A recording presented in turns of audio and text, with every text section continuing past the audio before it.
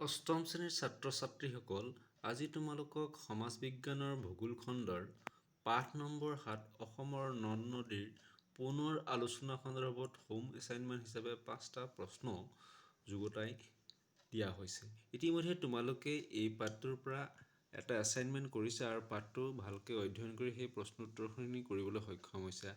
আন পাঠটো ভালকৈ পঢ়িবা আৰু এই প্ৰশ্ন উত্তৰকেইটা কৰিলে তোমালোকৰ অনাগত দিনবোৰত কামত আহিব।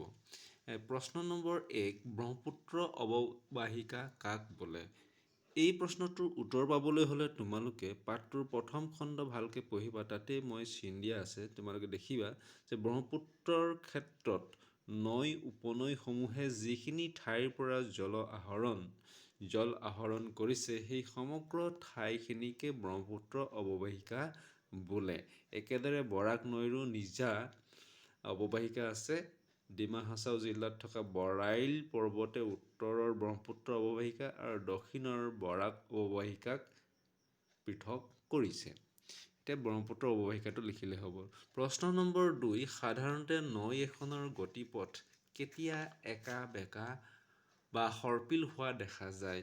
এই প্ৰশ্নটোৰ উত্তৰ পাবলৈ হ'লে তোমালোকে ৫৫ পৃষ্ঠাটো ভালকৈ পঢ়িবা। তাতে মাজৰ খণ্ডত দিয়া আছে যে নৈৰ যিটো পাৰত পাৰ্শ্বখনন হয় আৰু তাৰ বিপৰীতে আনটো পাৰত গেদৰ অৱক্ষেপণ ঘটে, এই পাৰ্শ্বখনন আৰু অৱক্ষেপণৰ ফলত ব্ৰহ্মপুত্ৰৰ নৈখনৰ গতিপথ সাধাৰণতে একা বেঁকা বা সৰ্পিল হোৱা দেখা যায়। পাৰ্শ্বখনন হৈছে পাৰত হোৱা খহনীয়া কাৰ্য, আৰু নৈৰ পাৰত যেতিয়া খহনীয়া হয় আনটো পাৰত অন্য এটা দিশত সেই গেদখিনি গৈ পেলাই জমা হয়, সেইটো হৈছে অৱক্ষেপণ। তোমালোকে এইটো প্ৰশ্নৰ উত্তৰ লিখিবলৈ সক্ষম হ'বা। প্ৰশ্ন নম্বৰ ৩, নদীৰ গঢ়াখহনীয়া হোৱাৰ যিকোনো ৩টা কাৰণ লিখা। নদী এখনত গঢ়াখহনীয়া হোৱাৰ বহুকেইটা কাৰণ আছে। বিশেষকৈ খনন আৰু অৱক্ষেপণ নৈৰ স্বাভাৱিক কাৰ্য। এইটো হৈছে নদী এখনৰ স্বাভাৱিক কাৰ্য। অসমৰ নদ নদীসমূহৰ পাৰ্শ্বখনন অৰ্থাৎ গঢ়াখহনীয়া এক বিশেষ বৈশিষ্ট্য। ইয়াৰ প্ৰধান কাৰণ হিচাপে তোমালোকে ৩টা লিখিব পাৰা। ১ নম্বৰ, নদীৰ ঢাল মৃদু হোৱা। ২ নম্বৰ, পাৰৰ মাটি গঠন কোমল হোৱা। আৰু ৩ নম্বৰ, নদীৰ তল ক্ৰমে বাম হোৱা। এই ৩টাই তোমালোকে প্ৰধান কাৰণ লিখিব পাৰা, যাতে এই ৩টা কাৰণতেই গঢ়াখহনীয়াৰ সৃষ্টি হয়।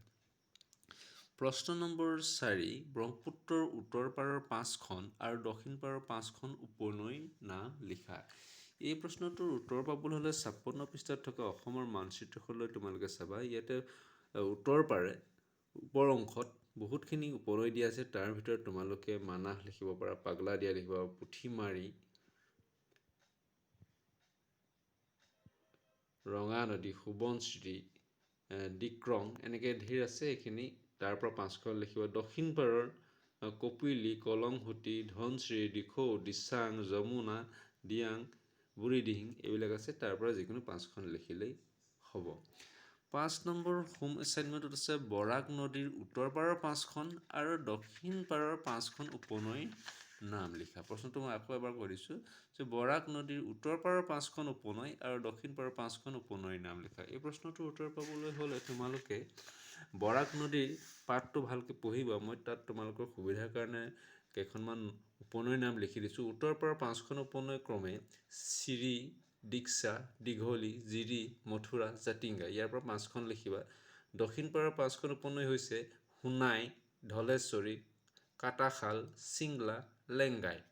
এই 5খন লিখিলেই উত্তৰটো কৰা হ'ব। আশা কৰিছোঁ তোমালোকে পাঠটো ভালকৈ পঢ়ি এই প্ৰশ্ন উত্তৰখিনি কৰিবলৈ সক্ষম হ'বা।